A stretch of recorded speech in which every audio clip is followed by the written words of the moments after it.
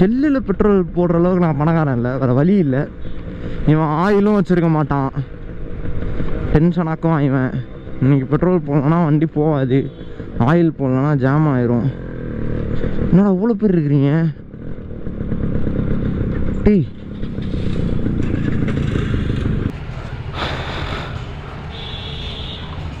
ஆ 110.